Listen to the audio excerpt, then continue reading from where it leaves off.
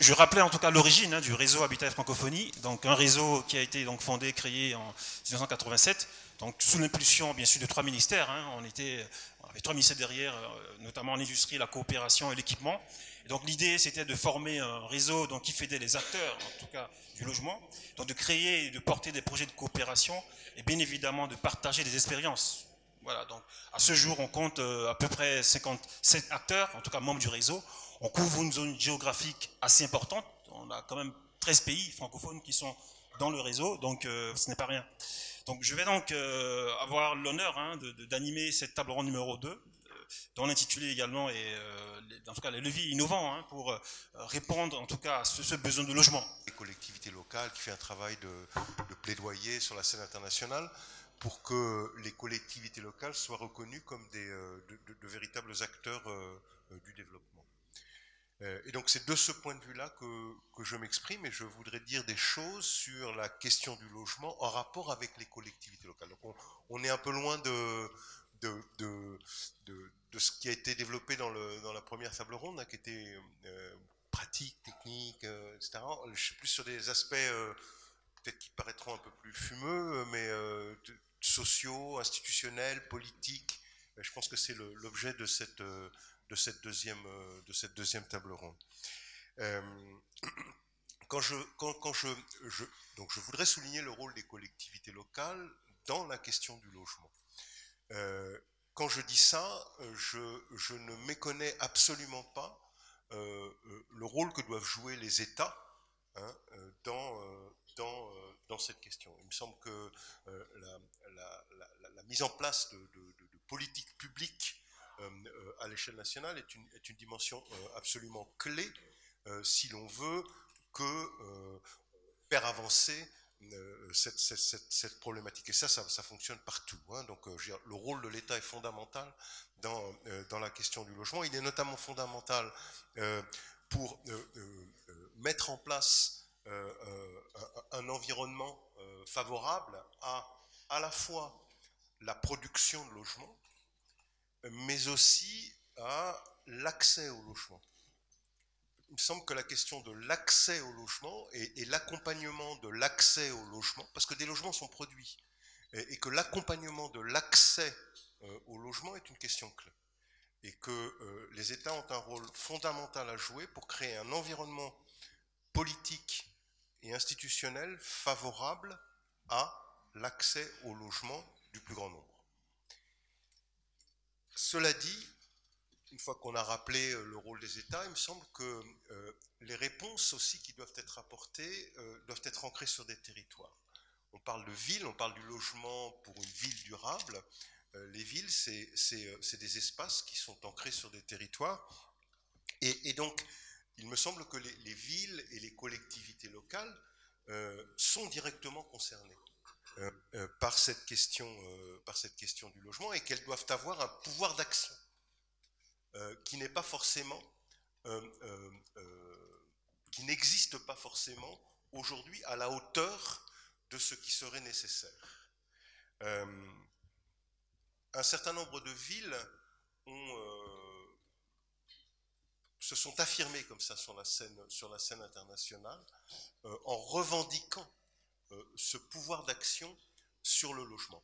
Non pas en contrepoint des États, mais à côté des États et en alliance avec les États et un certain nombre d'autres partenaires, qu'ils soient privés ou qu'ils soient issus de la société civile. Et elles ont produit une déclaration, qui est une déclaration consultable, qui s'appelle la déclaration des villes pour le logement convenable. Il y a un site où on peut lire cette déclaration. À quoi sont confrontées les villes aujourd'hui par rapport à cette question du logement? Je crois qu'elles sont confrontées à un problème majeur, et qui est un problème qui les dépasse, qui est celui de la financiarisation du logement. Le logement étant de plus en plus considéré comme une marchandise, et non pas comme un bien social, voire comme l'affirment ces villes, comme un droit. Et ça, c'est une vraie problématique, me semble-t-il. C'est cette question de la marchandisation croissante du logement auquel on est confronté. Et ça infuse toute la problématique du logement, et c'est quelque chose qui doit être, inspiré, enfin, qui doit être la base de la réflexion qu'on veut avoir en matière de politique du logement. La déclaration des villes pour un logement convenable, elle met en avant différents points, 5 en particulier. Elle insiste sur la première chose, sur le besoin de compétences, de régulation que doivent avoir les villes par rapport à cette question. Régulation, ça veut dire la capacité d'agir, le pouvoir d'agir, et donc d'avoir les moyens légaux, institutionnels, réglementaires pour agir. Ce pouvoir de régulation, il doit s'exprimer, de mon point de vue, sur 2 aspects clés. La question du foncier, où elle ne le maîtrise pas bien souvent, et aussi la question des ressources auxquelles elles ont accès. Un grand nombre de villes aujourd'hui n'ont pas le pouvoir de fixer des impôts locaux. Je veux dire, tout ça passe par les États et éventuellement est rétrocédé aux villes, etc. Donc il y a un besoin de compétences accrues de régulation qui soient données aux villes si on veut qu'elles soient des acteurs dans la question de la production et de la gestion du logement. Ça, c'est une première chose. Bien sûr, la question des ressources financières pour pouvoir produire et agir sur le parc de logements publics. Deuxième aspect qui est mis en avant dans cette déclaration. Un troisième aspect qui me semble extrêmement important, c'est qu'elle plaide pour des solutions qui ne soient pas des solutions soit tout public, soit tout privé. Et qu'il convient, si on veut apporter des solutions à la question du logement, il convient d'inventer de nouvelles formes d'action qui soient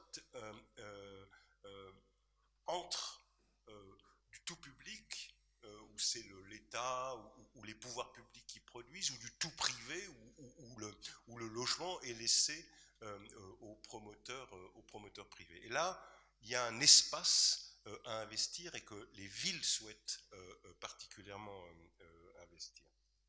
Bon, elles insistent aussi sur leurs propres responsabilités en matière de planification, en matière de régulation du développement local, et elles mettent en avant l'importance de l'échange entre elles pour pouvoir, de la coopération et des échanges qui doivent pouvoir s'établir entre elles pour pouvoir réfléchir à des solutions qui soient des solutions innovantes. Bon. Ça, c'est la déclaration. Je voulais simplement en dire un mot parce que ce sont des villes qui prennent en main, qui prennent en charge et qui se disent nous devons être des acteurs du logement. Alors, cela dit, je termine. Cela dit, qu'est-ce que ça m'inspire par rapport à la question qui nous est posée aujourd'hui sur la question du logement en Afrique? Il me semble qu'un point extrêmement important, c'est ce que je disais sur la nécessaire invention d'outils et de mécanismes de production du logement qui ne soient pas des mécanismes tout publics ou tout privés. Et qu'il est absolument important de réfléchir à des modalités de promotion immobilière qui fassent bien sûr droit au public, qui fassent bien sûr droit au privé, sous l'autorité, sous la maîtrise d'ouvrage de collectivités locales, et que les collectivités locales puissent organiser les alliances et les partenariats nécessaires entre l'ensemble des différents acteurs pour produire, pour promouvoir du logement. Il me semble que c'est une solution intermédiaire sur laquelle vraiment il faut essayer de réfléchir. Ça, c'est une première chose. La deuxième chose qui me semble importante de souligner, c'est que, je crois qu'un certain nombre de personnes l'ont dit dans le premier panel, c'est que le logement en Afrique est pour une part, et bien souvent largement majoritaire, autoproduit. Et qu'il est illusoire de penser que ces mécaniques vont s'arrêter. Et il est illusoire de penser qu'on aura les moyens d'inventer des solutions qui permettent de casser complètement avec ces dynamiques. Je dirais, il y a des réalités et il faut reconnaître l'existence de ces réalités. Et ça m'amène à dire qu'il est aussi important, bien sûr, comme je le disais, de réfléchir à des modes de production du logement dans le cadre de ces arrangements intermédiaires, mais qu'il est aussi extrêmement important de réfléchir, si l'on veut travailler sur cette question, à partir de l'existant. Reconnaître l'existant et partir de l'existant pour accompagner l'existant et ne pas prétendre l'éradiquer et vouloir construire à la place. Donc, il y a des modes hybrides à la fois de production et d'accompagnement de l'existant qui me semblent importants. Et accompagner l'existant, c'est aussi reconnaître reconnaître comment cet habitat a été produit, il a été produit de façon progressive, ça inspire aussi des modalités d'action sur cet habitat. Et il me semble que l'un des éléments essentiels, c'est cette question de la progressivité, de ne pas vouloir tout ou rien, et d'accompagner la consolidation progressive de cet habitat. Donc, partir et reconnaître l'existant et l'accompagner pour le consolider de façon progressive. Je pourrais développer, mais l'idée me semble là. Et puis un tout dernier point qui me semble important de souligner aussi, alors il y en a plein d'autres, hein, mais voilà, j'en prends comme ça, je pioche. Un tout dernier point qui me semble important de souligner, c'est que le logement n'est pas qu'une question de logement. C'est une question de ville. Et que si l'on veut véritablement se poser la question de l'accès au logement pour tous, il faut se poser la question de l'accès à la ville. Et là, je pense que l'Amérique latine a des expériences assez remarquables à faire valoir. Je pense notamment à la ville de Medellín. Medellín, c'était une ville qui était en proie à des conflits mais extrêmement violents et qui est aujourd'hui une ville relativement apaisée grâce à l'action d'un maire qui a compris qu'il fallait agir sur toutes les dimensions de la vie en ville, services sociaux, services urbains, logement. Le logement étant une partie de cela. Mais comprendre que la question de l'accès à un logement convenable, c'est la question de l'accès à une ville habitable. Et donc de bien reposer la question du logement dans le contexte de la ville, et que agir sur le logement, c'est aussi agir sur la ville, parce que agir sur la ville, ça va permettre d'agir sur le logement. Voilà. Merci à vous pour cette brillante présentation.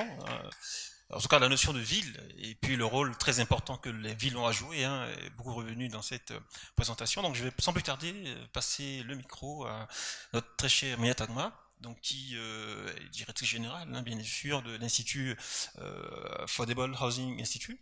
J'espère que je ne me trompe point. Donc votre présentation aura trait donc aux acteurs et à la gouvernance des politiques de l'habitat. Donc je vous laisse la parole. Merci Prudence. Bonjour à tous. Je voudrais commencer par remercier Aïssata Maïga et l'ensemble des organisateurs pour leur invitation. C'est un plaisir d'être parmi vous aujourd'hui. Alors, brièvement, l'Institut du logement abordable est un organisme essentiellement de conseil spécialisé sur les questions du logement abordable qui œuvre aux États-Unis et partout dans le monde. Est-ce que je peux avoir la petite... Ah, merci beaucoup.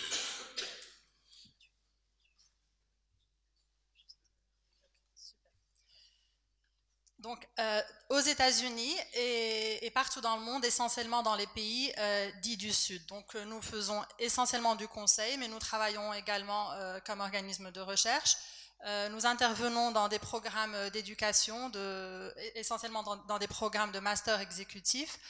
donc dans l'éducation-formation. Et enfin, nous investissons dans des organisations qui peuvent soutenir l'accès au logement abordable, en particulier Siwa Griwin, qui est une organisation en Inde, qui aide les femmes à travers la microfinance du logement.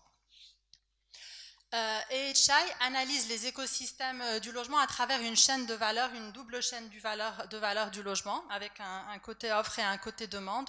Au niveau de la demande, on part avec un ménage qui souhaite se loger, mais qui est également en mesure d'acquérir un logement, et enfin qui est prêt à aménager en bout de chaîne. Et du côté de l'offre, nous avons un logement habitable produit à partir d'un foncier brut, donc non aménagé. Ce logement devient ensuite vendable, mais surtout il doit être profitable au promoteur immobilier pour que celui-ci souhaite même jouer un rôle au niveau de cette chaîne de valeur. Quelle est une définition du logement abordable? C'est un concept relatif parce que ce qui est abordable pour les uns ne l'est pas pour les autres. Donc une définition serait que ce logement ne coûte pas davantage de 40% du budget des ménages, donc soit en loyer, soit en traite immobilière mensuelle ou autre. Mais à la différence de bon nombre de services de base, de nécessité, on va dire, de produits nécessaires, le logement est lié à un site donné. Donc habiter à un point A n'est pas la même chose qu'habiter à un point B parce que le transport et la distance entre le lieu de vie et le lieu de travail et les autres services de base est un coût supplémentaire pour les ménages. Donc le logement et le transport ensemble ne doivent pas dépasser 60% du budget des ménages. Donc le lieu est très important. Les ménages ont trouvé différentes façons d'atteindre l'abordabilité. Il y a l'autoconstruction, il y a l'informel, on en a parlé, le locatif dans certains cas, la cohabitation, soit avec des familles multigénérationnelles, soit avec d'autres formes de cohabitation. On voit ces cohabitations émerger aujourd'hui même dans les pays dits du Nord. On peut également faire de son lieu de vie un lieu de production avec des activités génératrices de revenus qui se passent à l'intérieur du logement pour en réduire le coût. Mais il y a également une manière de faire d'une construction formelle un logement abordable s'il y a un soutien de l'État. Alors pourquoi ce soutien de l'État est nécessaire? Les marchés fonctionnent très bien pour produire des logements pour la majorité. Si on laisse faire le marché sans aucune intervention gouvernementale, on aura du logement. On aura du logement abordable en périphérie des villes essentiellement parce que c'est là que le logement le moins profitable aux promoteurs verra naturellement le jour. Mais ce n'est pas ce que nous souhaitons parce que nous l'avons vu, la distance est importante. Donc il faut une intervention gouvernementale, soit pour réduire ce temps de transport avec des infrastructures de transport et donc un investissement des gouvernements, soit pour rapprocher davantage ces logements des centres d'activité et des autres services de base. Donc l'implication des gouvernements est nécessaire pour la production de logements abordables. Ces interventions des États peuvent se faire de différentes manières. Alors on entend souvent l'argument que dans les pays où on a le plus besoin de ces logements abordables, les gouvernements ont des budgets très restreints et que donc ils ne peuvent que soutenir de manière très limitée l'accès au logement abordable. En réalité, les États disposent d'une boîte à outils très large, à la fois d'outils monétaires et non monétaires, pour permettre de faciliter l'accès au logement abordable. Donc les outils monétaires, on les connaît, les subventions, les dons, les crédits à des taux inférieurs à ceux du marché, donc avec une subvention implicite, des prises de participation dans des sociétés qui, elles, vont produire du logement directement. On l'a vu dans le cas du Sénégal plus tôt avec la SNHLM et la SICAP qui pendant des décennies ont pu produire des logements. Avec la péréquation par exemple en faisant en sorte que les bénéfices sur les logements pour les populations les plus aidées puissent permettre de financer les logements pour des populations plus vulnérables. Ce sont là des exemples de soutien monétaire. Mais du côté du soutien non monétaire, on a également différentes manières d'intervenir. La plupart des États disposent de réserves foncières importantes. Elles peuvent les mettre à disposition de la production de logements abordables. Alors pas forcément sous la forme de cession, ça peut être des baux de longue durée, mais généralement à des prix inférieurs à ceux du marché ou parfois même gratuitement pour permettre plus de logements abordables. Les interventions en matière d'urbanisme également logements ne sont pas coûteuses au gouvernement et permettent de plusieurs manières l'accès au logement abordable. Quand on autorise une plus grande densité, une plus grande verticalité, forcément la valeur du terrain en est augmentée. Alors quand cette valeur est augmentée, ça peut bénéficier à un promoteur privé, point, mais ça peut aussi permettre à ce que ce bénéfice aille à la production de logements abordables. Alors ça se fait de plusieurs manières à travers le monde, par exemple avec le Planning Gain au Royaume-Uni, où on transforme des unités de logement supplémentaires directement, ou alors avec le zonage inclusif. Il y a plusieurs manières de le faire et plusieurs exemples. Les infrastructures, alors qu'elles soient hors site ou in site, sont aussi une manière de rediriger les efforts des gouvernements et les dépenses existantes des gouvernements en matière d'infrastructures vers les logements plus abordables, en les faisant payer, par exemple, dans d'autres cas, pour les ensembles résidentiels qui, eux, sont moins abordables. Enfin, les États peuvent permettre des exonérations fiscales ou des exonérations de droits de douane pour tout ce qui concerne la production de logements abordables. Alors c'est vrai que ces exonérations sont quelque part un gain qui n'existe pas pour les États parce qu'ils renoncent à un certain revenu, mais si ce logement n'avait pas été créé, ils n'auraient de toute façon pas eu ces revenus. Donc c'est une manière d'encourager le logement sans mettre la main à la poche. En Afrique, nous l'avons vu, les ménages sont le premier acteur du logement.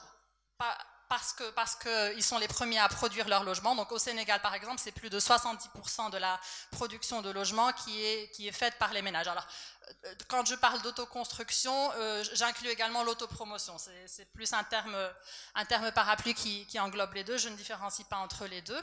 Donc l'intervention des gouvernements est importante, mais les ménages sont réellement les premiers acteurs. Et comme ils sont les premiers acteurs, ils assument doublement le risque, à la fois du côté offre de la chaîne de valeur, mais également du côté demande. Alors pourquoi l'autoconstruction? Dernièrement, AHI a mené une étude au Sénégal, donc ces réponses-là ne concernent pas forcément l'ensemble des pays de la région du Sahel. Il pourrait y avoir plusieurs raisons. L'une d'entre elles pourrait être que les logements qui sont produits dans le cadre de la promotion immobilière ne correspondent pas en termes de typologie aux besoins des ménages. Ce n'est pas la réponse que nous avons eue. En fait, l'autoconstruction est essentiellement un moyen de financer le ménage. Parce que quand on demande un crédit bancaire, il faut déjà pouvoir y avoir accès. Généralement, ça nécessite que les ménages soient formels, donc que leurs revenus soient formels. Ça nécessite aussi d'avoir accès à du foncier qui est titré, qui est formel. On le sait, en Afrique, c'est rarement le cas. C'est une denrée très rare. Donc la construction incrémentale par étape permet de financer au fur et à mesure que les ressources sont là, sans avoir besoin d'un crédit bancaire. Donc c'est finalement une forme de financement. L'autoconstruction intervient aussi pour les ménages qui ont accès au financement bancaire mais qui n'ont pas confiance dans la promotion immobilière. On a vu que dans le cas du Sénégal, il y avait une certaine méfiance vis-à-vis des promoteurs privés, du secteur privé, parce qu'il y a eu beaucoup de mauvaises aventures, on va dire, que ce soit au niveau des ménages ou même au niveau des coopératives d'habitat, qui ont avancé de l'argent et qui n'en ont pas vu la couleur, qui n'ont pas vu les logements se réaliser. Enfin, l'autoconstruction est une manière de dépasser les contraintes de la construction formelle, pas forcément par choix, mais par défaut. Les autorisations administratives sont compliquées à obtenir, même quand on a un foncier qui est titré. Les documents d'urbanisme n'existent pas toujours ou tardent à venir. L'infrastructure de base également tarde à venir. Et enfin, les titres fonciers parfois n'existent même pas. Donc si on devait attendre que tous ces préalables soient mis en place, jamais le logement ne verrait le jour. Donc c'est une manière également de dépasser toutes ces contraintes. L'autoconstruction, j'ai oublié de le dire, n'est pas toujours informelle. Donc là, c'est vraiment dans le cas où on dépasse ces contraintes du formel. Mais il arrive aussi que l'autoconstruction se fasse dans un cadre formel. Dans le cas du Sénégal, il y a d'autres acteurs importants. Ils ont été cités plus tôt par mon collègue président de l'Ordre des architectes du Sénégal. Donc brièvement, On a le plan Sénégal émergent qui est le programme de développement actuel qui concerne plusieurs secteurs mais qui a une composante urbaine importante et qui prévoit le développement de centres urbains en dehors de Dakar qui saturent aujourd'hui. On a le programme des 100 000 logements qui a été cité plus tôt pour lequel il y a une souscription à ce jour de plus du double de ces 100 000 logements, donc une demande très importante. On a une facilitation de l'accès au foncier public, les avantages fiscaux cités plus tôt, donc pour les promoteurs, qu'ils soient publics ou privés, qui s'engagent à réaliser un certain pourcentage de logements dits sociaux. Donc au Sénégal, ces logements dits sociaux sont plafonnés soit à 10 millions de francs, soit à 20 millions de francs. L'accès au financement, donc plutôt on a parlé de la Banque de l'Habitat du Sénégal qui est une banque qui a été créée à la fin des années 70 et qui est la plus solide de la région, qui permet des crédits, aujourd'hui qui essaie d'innover, donc en permettant des crédits pas uniquement dans le cadre de logements formels, emprunteurs formels, mais qui essaie, tout en limitant ses risques, de prêter aux populations informelles si le logement lui est formel, ou alors de prêter pour la construction d'un logement informel si l'emprunteur lui est salarié du public. Donc il y a un effort d'innovation qui se fait. L'État du Sénégal a également mis en place le Fogalogue qui est une garantie des crédits à l'habitat pour les populations à revenus faibles et ou irréguliers. Le Fogalogue a pour le moment bénéficié essentiellement aux artisans. Donc les promoteurs et aménageurs publics et semi-publics ont été cités plus tôt, essentiellement la SNHLM et la SICAP. Il y a également le fonds de pension au Sénégal qui a investi le champ de la promotion immobilière. Il y a des acteurs privés au Sénégal dans la promotion immobilière qui sont internationaux mais également locaux et qui ont une bonne réputation sur le marché. Les coopératives d'habitat également jouent un rôle et les grandes entreprises aussi, soit en soutenant l'accès au financement, en permettant de garantir dans le cadre d'accords avec les banques les crédits de leurs employés avec des prélèvements à la source des mensualités de remboursement, ou alors directement en subventionnant l'accès au logement de leurs employés.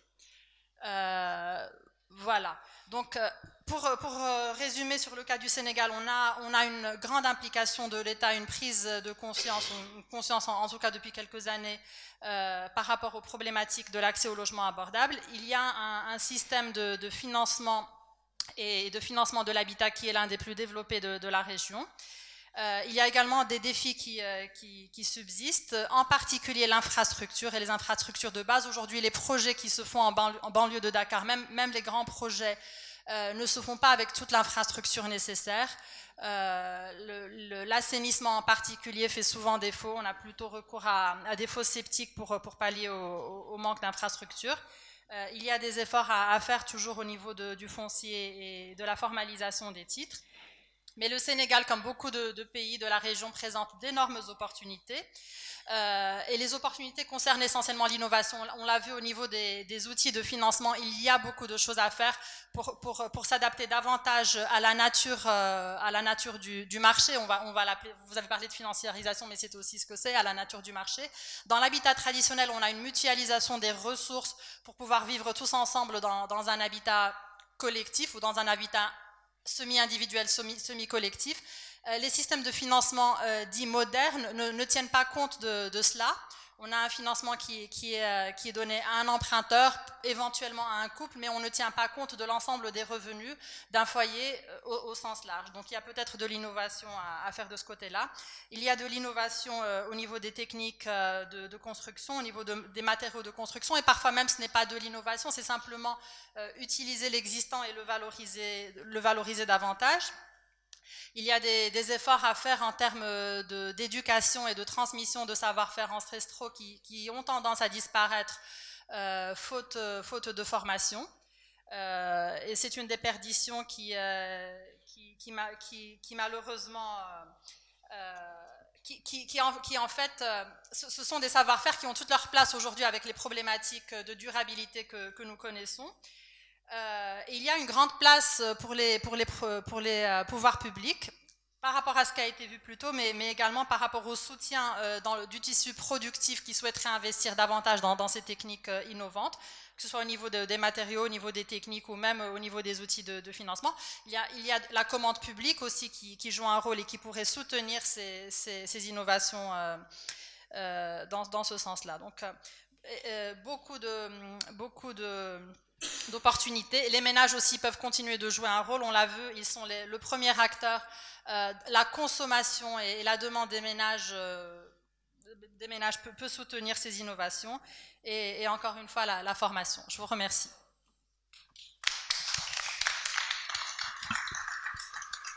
Bravo en tout cas pour cette présentation, en tout cas qui nous alimente en information, en tout cas sur ces leviers innovants, notamment le cas du Sénégal. Personnellement, nous avons rencontré dans le cadre du forum UB mondial le ministre sénégalais, justement, qui nous faisait part justement de ce grand plan logement au Sénégal. Donc effectivement, c'est tout à l'honneur de l'Afrique tout entière. Troisième intervenant, monsieur Christophe Adald, vous êtes de Active Home. Oui, bonjour à toutes et à tous. Merci aussi aux organisateurs pour l'invitation. C'est un plaisir d'être là. Moi, je vais vous parler de matériaux biosourcés et d'industrie. Alors, présenté comme ça, je sais que ça peut surprendre un peu, mais on est convaincu qu'aujourd'hui, l'avenir de la construction de masse abordable passe par les matériaux constructifs et la préfabrication. Et je vais vous parler plus spécialement de bois et de paille. Ça a été dit par un de mes confrères Tikao, j'en rejoins à 100% tout ce qu'il a dit. On a une problématique générale de la modernité comme une perception en effet de richesse. Le dur c'est important en Europe, c'est important en Afrique. Et quand on parle de bois et de paille en particulier en construction, il faut savoir que sur les bâtiments finis, on ne voit ni bois ni paille. Donc ceux qui souhaitent mettre en avant ces matériaux en termes de visibilité peuvent le faire. Ceux qui veulent rester sur un aspect entre guillemets moderne ou classique, on peut très bien faire des bâtiments bois-paille sans forcément que ce soit visible. La construction paille existe dans le monde depuis le néolithique, ça fait des millénaires, en tout cas des siècles que c'est utilisé, et plus spécialement depuis à peu près 150 ans, à la fin du 19e siècle, on a développé les petites botteleuses, tout simplement. Les paysans ont développé les botteleuses pour ramasser la paille, pour s'économiser des conditions de travail assez fastidieuses sur des quantités de champs importantes, et cette botte de paille est utilisée depuis un peu plus de 150 ans maintenant, pour faire de la construction. Nous, on a mis au point un procédé industriel qui permet de préfabriquer en atelier des éléments constructifs, donc des murs ou des planchers bois-paille. On a juste poussé un peu plus loin la mécanisation, puisque la botte de paille est déjà un produit mécanisé. Donc l'intérêt de ce système constructif, c'est qu'on arrive à préfabriquer. Donc ça, c'est un des gros enjeux majeurs du développement de la construction, en particulier en Afrique. Les taux de productivité sur les chantiers sont lamentables, que ce soit en Europe ou en Afrique. On a une efficience, si on compare ça à l'industrie, qui est de l'ordre de 20%, c'est-à-dire que si on paye quelqu'un, il va travailler 20% sur l'ouvrage, le bâtiment en question, le reste du temps, c'est du déplacement, c'est du grutage, c'est de la manipulation, c'est beaucoup d'opérations improductives. Le fait de déplacer en atelier la production permet d'améliorer nettement ses rendements. Donc il y a un gain de productivité, donc il y a un gain financier, et il y a aussi un gain sur les conditions de travail, parce qu'il n'y a pas de raison en Afrique ou ailleurs qu'on soit obligé de travailler dans des conditions pénibles. Donc automatiser, ça apporte du prix, du volume, et utiliser des biosourcés, c'est tout simplement une logique assez implacable dans l'ensemble des continents. Le bois et la paille sont des matières qui sont particulièrement disponibles en Afrique. Le bois est un vrai sujet, parce qu'on peut parler de gestion durable en effet des forêts, il y a beaucoup de bois qui sont exportés, il y a beaucoup de bois qui sont utilisés en biomasse, mais à condition d'avoir une production qui soit une production raisonnable et durable, on peut tout à fait imaginer avoir des bois d'œuvre qui soient utilisés pour la construction. Notre système constructif, comme toutes les ossatures bois, c'est ce qu'on appelle des bois lamellés collés. On ne travaille pas avec des bois massifs naturels puisqu'ils ne sont pas suffisamment stables et rigides. Aujourd'hui, la construction bois en Afrique n'est pas très développée. La plupart des bois sont des bois importés, notamment d'Espagne. On est convaincu qu'il y a tout à fait possibilité de créer de l'emploi industriel en Afrique pour développer de la construction, notamment de bois lamellés collés. Je rentre de Tunis il y a quelques jours, il y avait un sommet africain. Un des dirigeants africains a dit, et je reprends ces mots qui m'ont plutôt marqué, l'Afrique doit passer du statut de mine à celui d'usine. Il y a clairement des ressources naturelles très fortes sur le continent africain et on est convaincu que la solution aux enjeux du développement de logements de masse est clairement africaine. Il y a toutes les ressources disponibles. Pour ce qui est de la paille, et on parle précisément de la zone subsaharienne dans le Sahel, la plupart des pays produisent des millions de tonnes de paille. On prend le Mali par exemple, c'est 11 millions chaque année à peu près de céréales produites. L'équivalent en paille, c'est à peu près la même chose, on a entre 3 et 7 tonnes de paille par hectare produite, donc la paille est très disponible. En Afrique, comme en Europe, en France notamment, ou en Asie, une bonne partie de cette paille n'est pas utilisée. En France, contrairement à ce qu'on pense, il y a énormément de paille disponible, entre 5 et 6 millions de tonnes chaque année dont on ne fait rien, qui n'est pas prélevée, qui n'est pas utilisée pour l'amendement organique. Donc en Afrique, c'est la même chose, cette paille n'est pas forcément ramassée. Il y a des continents, notamment des pays comme l'Inde ou notamment le Vietnam, il faut le savoir qu'il y a des millions de tonnes de paille qui sont brûlées à même les champs. Ça pose des problèmes sanitaires très importants parce qu'on vient littéralement gazer les populations sur ces terres-là du fait qu'on veut accélérer en permanence la culture. Donc cette paille est tellement gênante même qu'on la brûle, et c'est encore le cas de beaucoup de pays dans le monde. Donc la paille est disponible. Faire des bottes de paille, c'est un investissement de quelques milliers d'euros pour une petite botteleuse. Des machines agricoles aujourd'hui, on en trouve dans la plupart des pays, c'est pas des gros investissements. Donc pour ceux qui n'ont pas les équipements, il suffit d'acheter une petite presse. Donc on peut créer des compléments de revenus. On est vraiment dans une démarche d'économie circulaire. Ce que j'essaie d'expliquer, c'est qu'on peut travailler en économie circulaire avec des matériaux locaux, notamment la paille et le bois. On peut apporter des compléments de revenus très significatifs au monde agricole. Pour vous donner un exemple, aujourd'hui, on a reçu avant-hier des producteurs de céréales des Hauts-de-France, puisqu'on essaie de développer, nous, la construction paille partout en France et dans le monde. Aujourd'hui, ils vendent le blé autour de 150 € la tonne. La paille en construction se négocie entre 200 et 250 € la tonne. Voilà, donc aujourd'hui, c'est ce qu'on appelait un déchet, ce qu'on appelle un coproduit, pour employer des mots un peu plus savants. La paille aujourd'hui se vend plus cher que le blé pour la construction. Donc il n'y a aucune raison qu'en Afrique, ce sous-produit ne soit pas également valorisé. Alors, pour parler thermique, j'ai un spécialiste ici, je ne m'engagerai pas à débattre de sujets qu'il maîtrise bien mieux que moi. La paille a un déphasage thermique intéressant. C'est clairement son avantage. Ça protège également des chaleurs, puisque en Europe, on l'utilise bien sûr pour le froid, mais on l'utilise aussi pour les phases de canicule. Donc c'est aussi une réponse pour le continent africain, parce que la paille, certes, n'a pas d'inertie, donc ne va pas restituer de calories puisqu'elle ne peut pas les stocker. Par contre, elle a un déphasage thermique intéressant, donc c'est aussi une solution qui apporte un bénéfice thermique, comme le TIFA, ça a été évoqué. Enfin, les matériaux naturels biosourcés, par nature, sont des matériaux qui sont relativement intéressants sur le plan thermique. Donc voilà quoi faire, c'est un témoignage, c'est que le TIFA, la paille, la terre aussi, bien entendu, qui est extrêmement disponible sur le continent africain, il y a possibilité d'industrialiser en économie circulaire. L'usine dont je parle, qu'on a développée en France, notre but, c'est pas de faire des usines gigantesques avec des problématiques d'approvisionnement, des problématiques de coûts de transport et de pollution. C'est paille locale, bois local, transformation locale, construction locale. On parle de machines-outils, c'est des investissements qui sont entre 200 et 300 000 €, donc on n'est pas en train de parler de millions d'euros d'investissements qui seront difficiles à financer, mais l'idée c'est qu'on puisse, sur tous les territoires, à l'échelle de bassins de vie, à l'échelle de communes, de départements, selon le découpage administratif qui peut être fait, c'est de faire en sorte d'utiliser les ressources locales, d'apporter un minimum d'automatisation et de transformation pour le prix, pour le volume, pour les conditions de travail, et pour répondre tout simplement à la demande locale. Donc c'est un témoignage, voilà, on est convaincu qu'il y a des choses à faire en Afrique avec le bois, la paille, le TIFA et bien d'autres matériaux, et l'intérêt c'est vraiment qu'il y ait un transfert de technologie et qu'il y ait des développements propres sur les territoires, puisque tout ça peut être intégralement fait en Afrique, y compris la fabrication des machines, former le personnel et développer vraiment des constructions durables. Voilà. Moi aussi de remercier vivement l'association Mali Yanga et sa présidente Madame Maïga, le département des Yvelines pour nous avoir donné le privilège de participer à cette journée de réflexion et de partage sur un sujet aussi important que la ville durable et singulièrement en Afrique.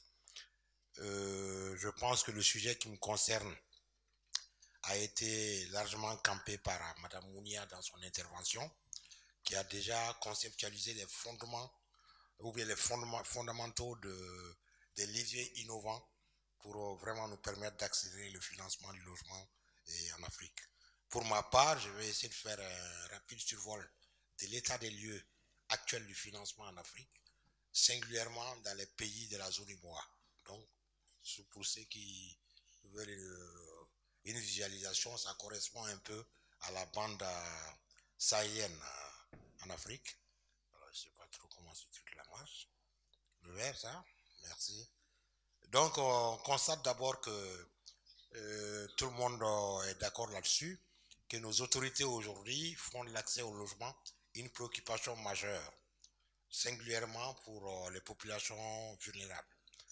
Et la demande de logement, ça a été démontré pendant toute la journée, et demeure largement supérieure à l'offre et les crédits immobiliers qui sont distribués restent inabordables pour une population qui a de faibles niveaux de revenus.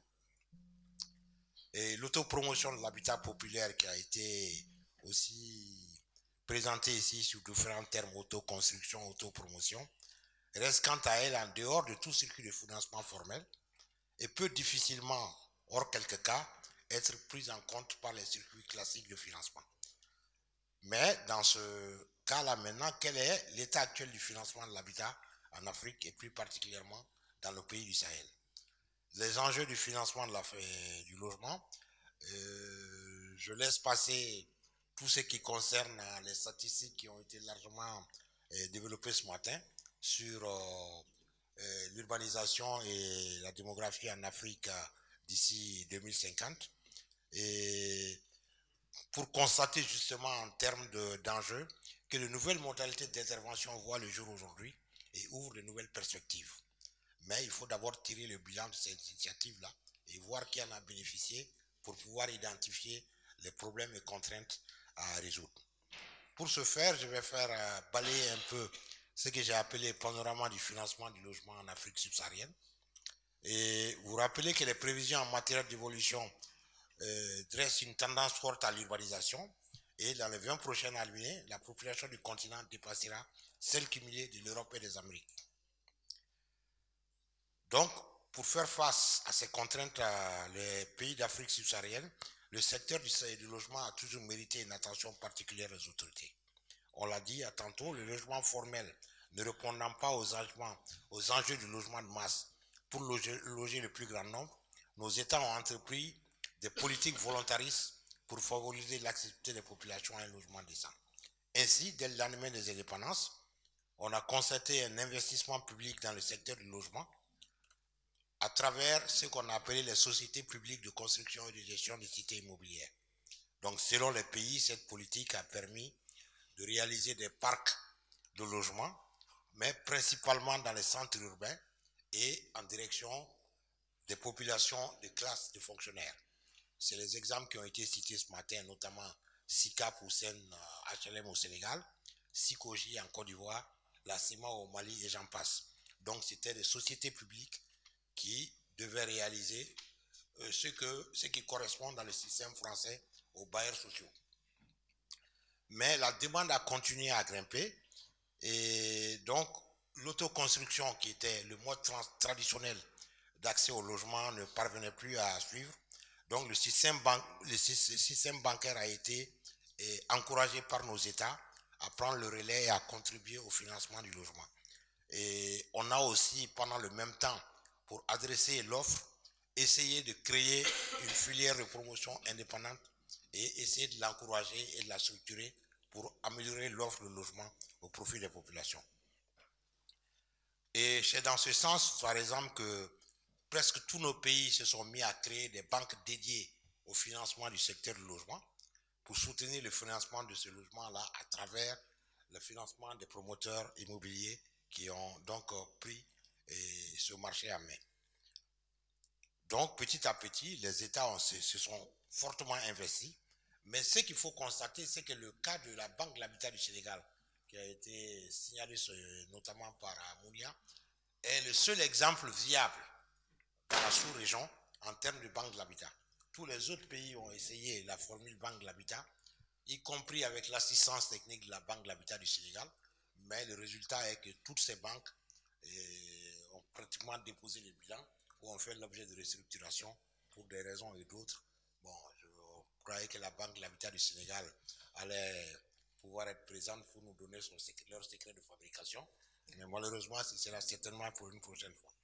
Donc, on a constaté donc l'échec ou le succès mitigé de cette politique d'intervention à travers le financement bancaire. Et il faut reconnaître aussi que nos États, ce qui s'est passé, c'est qu'à partir de la politique d'ajustement structurel mise en place dans les années 70-80, on a constaté un désengagement de nos États dans le financement public du logement. Donc, c'était les institutions de Bretton Woods qui avaient imposé ce désengagement. Et donc, ce secteur, encore, la demande a pris l'ascenseur pendant qu'il y avait peu d'offres. devant cette nécessité, les États ont été obligés de réinvestir fortement à travers l'adoption de politiques hardies et volontaristes pour la promotion du secteur du logement. C'est petit à petit comme ça que vers les années 2000, l'ensemble des pays de la région ont entrepris de mettre en place des programmes dits de logements sociaux pour faire la production de masse destinée aux populations, notamment les ménages à faible revenu ou les ménages les plus vulnérables. Donc, j'ai voulu vous donner comme illustration le cas du programme de logements sociaux qui a été réalisé au Mali.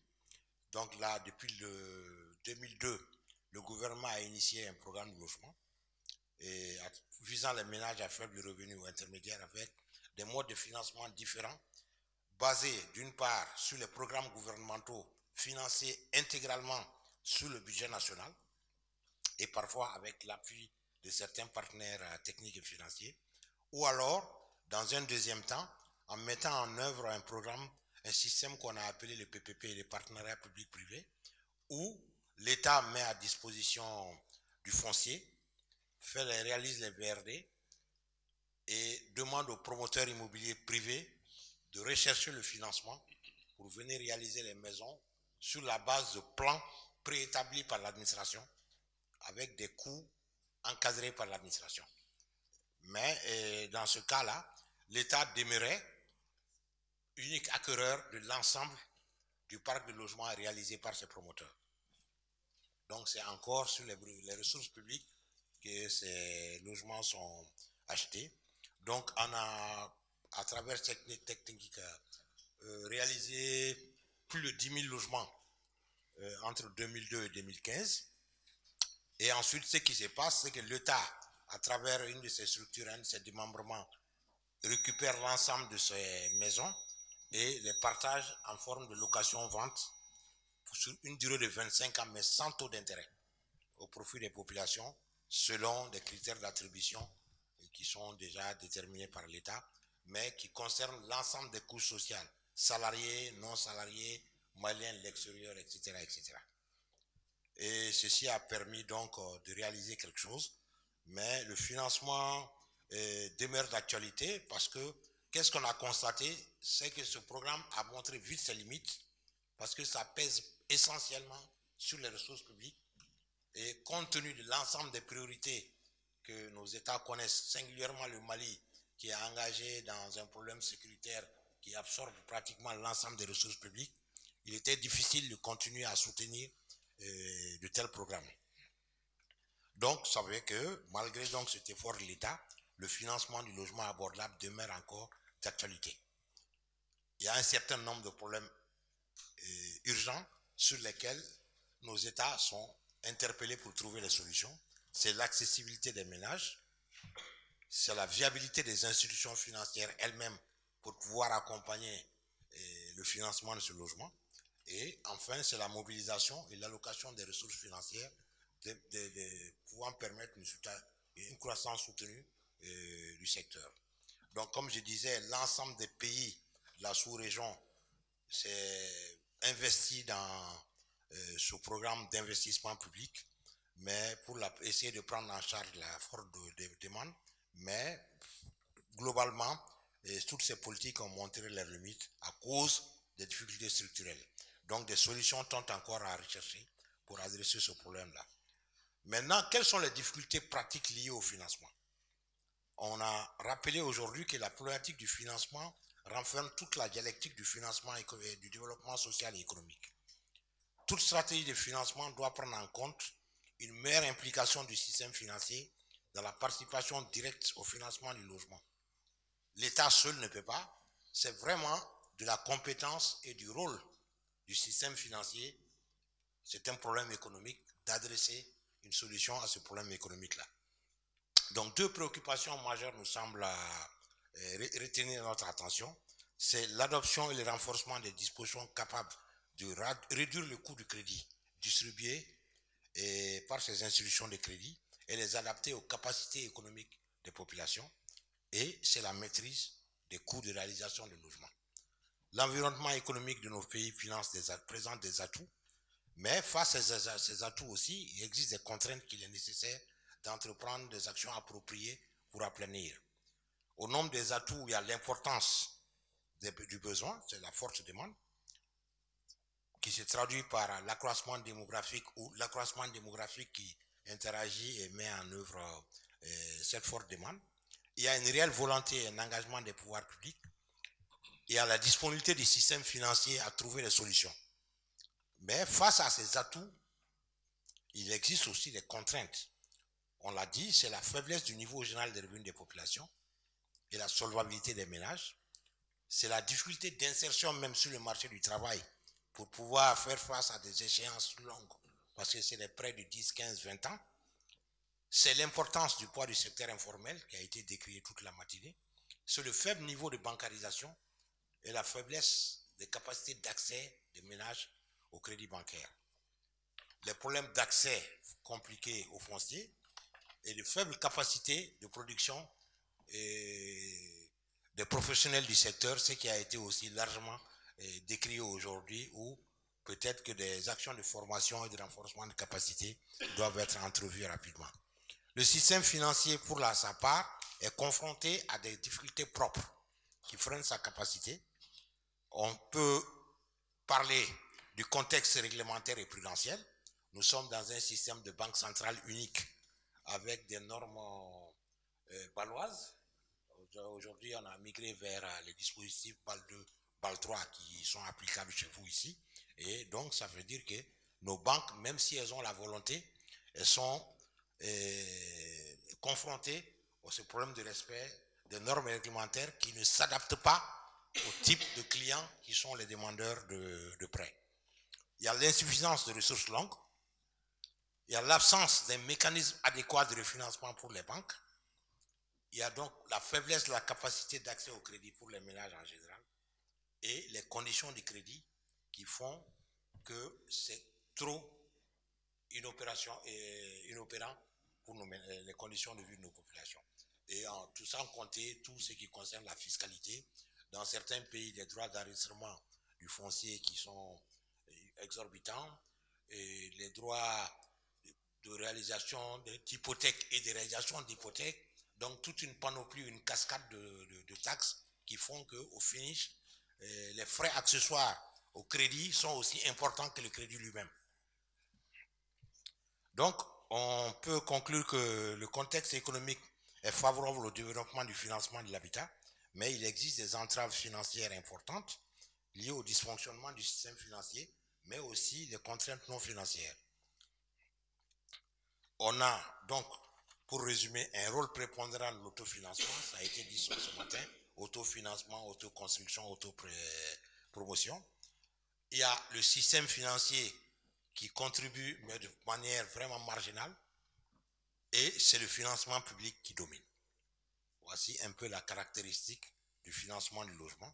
Mais pourquoi, notre question à nous aujourd'hui, c'est pourquoi ce secteur financier, qui est l'outil majeur du financement de l'économie, pourquoi ce secteur intervient peu dans le financement et la production de logements en Afrique? La réponse à ça se trouve dans l'absence de ressources longues, comme on l'a dit, la faiblesse de la capacité d'emprunt des banques et la solvabilité des emprunteurs eux-mêmes. Donc nous sommes dans un système financier, pour ce qui concerne le logement, qui est profondément déficient. Il y a un système de financement de l'habitat, mais qui n'est vraiment pas adapté aux besoins et à la situation du marché. Donc nous pensons que c'est vraiment un système déficient. Et les solutions qui sont mises en œuvre pour lever les contraintes et qui ont été conceptualisées dans l'exposé de Mounia, je vais essayer de les passer en revue.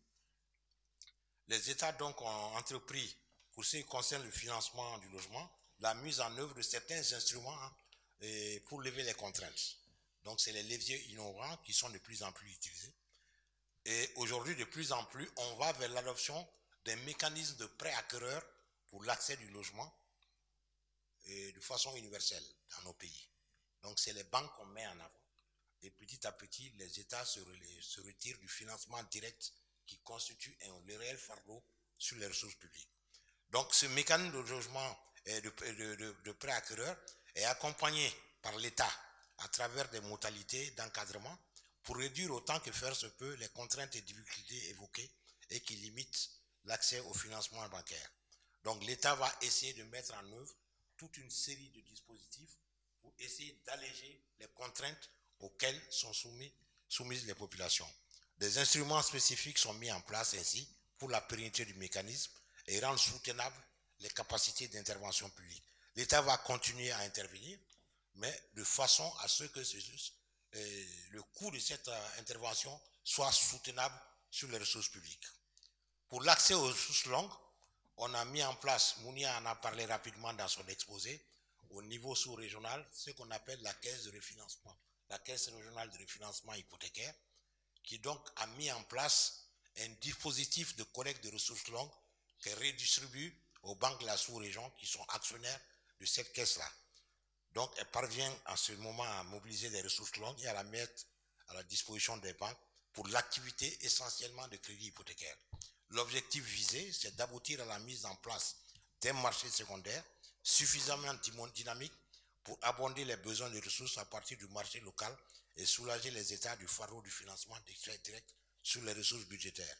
Mais c'est un travail de longue haleine qui a commencé. Aujourd'hui, je crois que la Caisse a mobilisé presque 90 milliards de ressources sur le marché sous-régional qu'elle a remis à la disposition du système bancaire sous forme de refinancement de prêts. Donc, pendant que cette caisse travaille, nous pensons qu'il est impérieux pour l'État, nos États, de poursuivre la négociation des lignes de crédit à travers la coopération bilatérale ou multilatérale à des taux concessionnels et les rétrocéder au système financier local avec un dispositif d'encadrement et de suivi pour justement adresser les ménages à faible revenu et pour leurs problèmes d'accès au financement. Pendant que la caisse de refinancement, qui agit sur le marché en fait, qui lève des ressources sur le marché, donc pas toutes, des ressources trop disponibles, et ce n'est pas des ressources à un taux compatible avec les capacités d'emprunt de nos populations. Donc elle peut adresser des ressources pour les banques, pour une partie de la population, mais ceux qui sont en bas de l'échelle ne peuvent pas accéder à ce type de ressources. Parce que la caisse déjà, je pense, collecte aujourd'hui à 5-6% sur le marché local. Si elle doit mettre ses ressources à disposition des banques locales, même à ce même taux, donc le taux de sortie minimum pour nos banques seront de 6,50, 7 et au-dessus, ce qui n'est pas compatible avec la capacité de remboursement de nos populations. La caisse, en accord avec la Banque mondiale, a pu bénéficier d'un appoint de ressources qu'elle met à disposition des banques à un taux inférieur à 4%, ce qui a permis d'élargir un peu la base des ménages pouvant disposer des ressources, mais nous pensons que les États aussi doivent s'y mettre pour collecter des ressources à un taux concessionnel donc encore plus bas et les mettre directement à la disposition de ces banques-là. Donc pour améliorer aussi, donc ça c'était en ce qui concerne les ressources longues, mais les autres difficultés ou les solutions innovantes ont aussi concerné l'accès au financement pour les ménages directement. Les contraintes d'abordabilité, de solvabilité et d'accessibilité, on avait dit, constituent les freins à l'accession massive des ménages au crédit bancaire. Pour améliorer la solvabilité, des actions ont porté sur la création d'outils de garantie en faveur des ménages en vue de soutenir leur capacité d'accès au crédit bancaire. Elle avait dit dans son intervention l'exemple du Fogalogue au Sénégal, qui est un mécanisme de garantie animé par le FONGIP, qui est mis en place à partir du modèle marocain du Fogarim. Au Mali, j'ai dirigé pendant une vingtaine d'années un outil de garantie qu'on appelle la garantie hypothécaire, dédié singulièrement au crédit immobilier. Donc de plus en plus dans les pays, on essaie de mettre en place ces outils de garantie. L'objectif final de ces outils, c'est justement permettre l'accès au crédit pour des populations de plus en plus défavorisées en mettant en place une assurance pour les banques, le respect du tableau d'amortissement, donc un outil de gestion des risques pour que les banques puissent vraiment avoir confiance et soutenir le financement de la population de plus en plus inéligible au crédit bancaire classique. Donc ces instruments de garantie sont en train petit à petit d'être démocratisés et d'être mis en place dans tous ces pays-là. Et de plus en plus aujourd'hui, on se rend compte que cette question du financement du logement abordable prend un enjeu supranational. Et les institutions économiques sous-régionales commencent vraiment à s'y impliquer. On voit aujourd'hui des institutions comme la BOAD, qui est la Banque Ouest-Africaine de Développement, la BAD, la Banque Africaine de Développement, Shelter Afrique, et même l'UMOA, qui est l'Union économique et monétaire, qui aujourd'hui sont en train vraiment de mettre en place des systèmes d'intervention énergique en faveur du financement du logement. Bon, en termes de perspective, nous avons la finance islamique qui commence aussi à s'impliquer. Au Mali, d'où je viens, il y a une banque, notamment Coris Bank, qui a créé un département. On pense que dans l'avenir, ce serait une partie des ressources provenant singulièrement des États de l'Orient qui pourraient être dirigées, ces ressources longues et accessibles, qui pourraient être dirigées vers le financement de l'habitat à travers ce schéma de finance islamique, pour que la microfinance qui avait été espérée à un moment être la solution n'a pas pu atteindre les objectifs fixés en fonction de beaucoup de critères que j'étairai ici. Enfin, nous pensons qu'à côté de ce mécanisme de financement, il est aujourd'hui aussi question de développer la question du locatif social comme mode transitoire d'accès au logement pour nos populations. On ne peut pas continuer à aller sur le tout propriété. L'accès au logement est conçu dans nos États comme l'accès à la propriété et dans aucun pays au monde, un État ne peut assumer l'accès à la propriété domiciliaire pour l'ensemble de la population. Il faut qu'il y ait un mode transitoire d'accès au logement soit développé pour permettre, en tout état de cause, il faut nécessairement que dans nos forats, nous parvenions aujourd'hui à adresser singulièrement le problème de l'accès de ce secteur informel qui constitue 90% de la population, 80 à 90% au financement. Sinon, toutes les solutions que nous allons inventer ou mettre en place seront des solutions incomplexes. Je vous remercie.